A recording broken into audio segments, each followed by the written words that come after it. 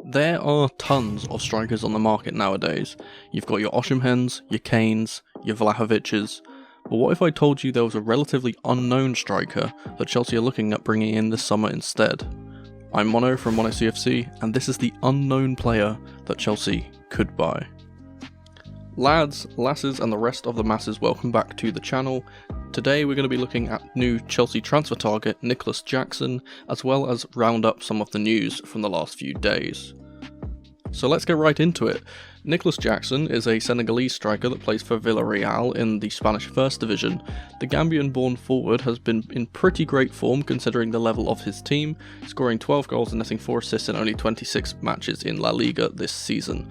That's not a bad return for a 21-year-old who has only played 1,600 minutes. If we look at the youngster's stats, we can see that he's in high percentiles for a lot of the main stats per 90 in comparison to other forwards in the top 5 leagues. He outperforms his expected goals per 90 by a large margin, which puts him in the 94th percentile. He's also in the 89th percentile for assists and 90th for progressive carries. He completes a relatively high amount of passes for a forward despite not playing that many. From what I've watched of him and what these stats kind of confirm is that he's a pretty selfish, and I mean that in a good way, striker that loves to run at people and score.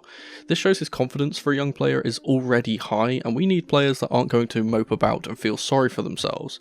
One stat I really want to highlight though from this list is one that seems like a negative one at first glance, but is actually pretty incredible. He's in the 34th percentile for total shots, which is horrendously low, and yet he still has that incredible goals per 90 stat.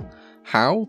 Well, it's because his conversion rate is insane. He doesn't take a lot of shots, but when he does, they more than likely ripple the back of the net. From what I've read, he has the highest shots to goals conversion rate in the entire league, correct me if I'm wrong on that, which is pretty stunning considering how little he has played in comparison to other forwards.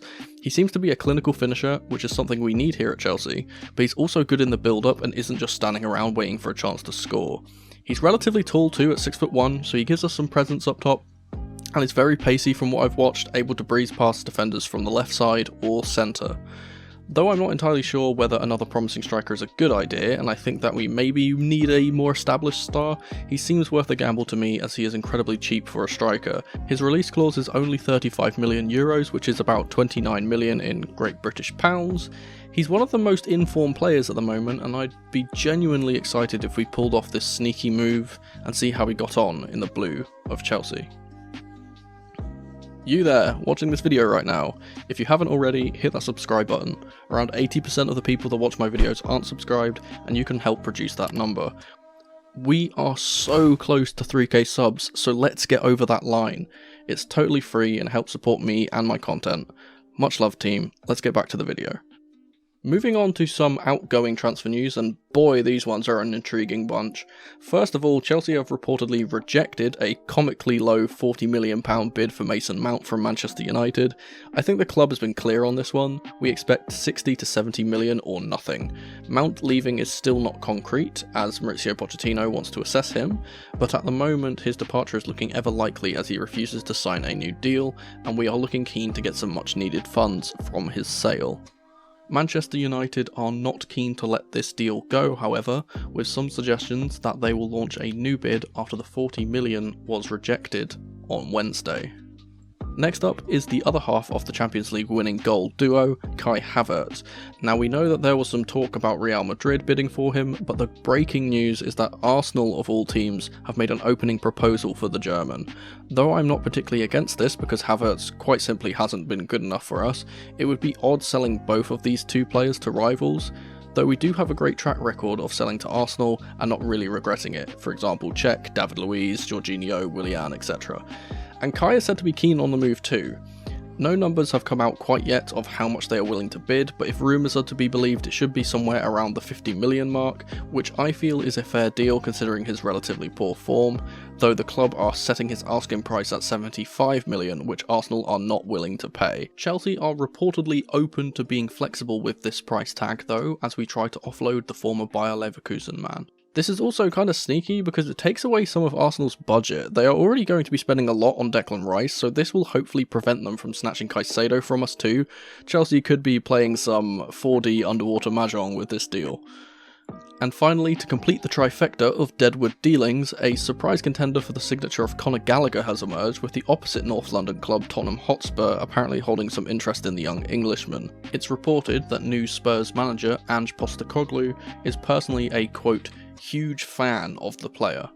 Personally, I can see this happening, but not for the price we originally wanted for him, which was around 50 million.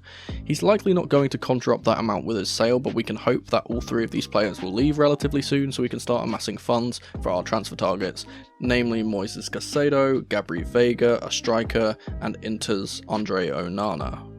Speaking of Inter, the last bit of outgoing news I want to touch on is surrounding their desire to sign Kalidou Koulibaly. It was originally reported that he might be included in some kind of swap deal for Onana, along with other talks being held with the Italian club to extend Romelu Lukaku's loan, but the plans seem to have changed and they are now looking to sign the Senegalese centre-back on loan instead.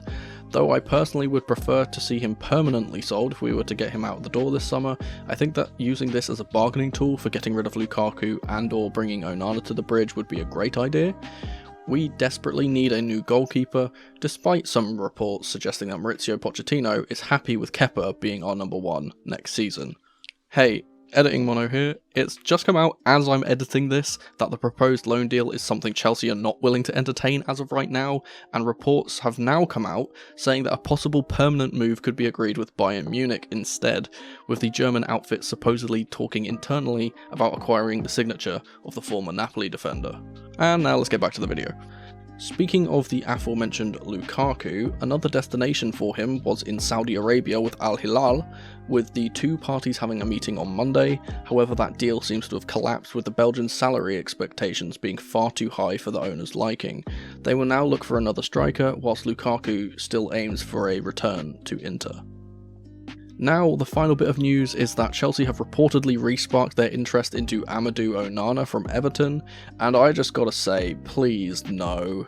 This guy is far below Chelsea standard, and we should direct our intentions to someone else, such as Lavia, if we were to get a cheaper midfield option. He's touted to cost 50 million as well, which is just ridiculously high for a player that almost got relegated with Everton this season. But that was just a quick transfer news roundup. Thank you so much for watching. Let me know what you think about these bits of news in the comment section below, and if you'd be so kind, subscribe to the channel and leave the video a like if you enjoyed. Don't forget to tap the notification bell so you never miss a video from me, or check out some of the other videos on the channel on screen right now. I've been Mono from Mono CFC, and remember, in the rain or in the dry, keep that blue flag flying high. Come on, you Blues.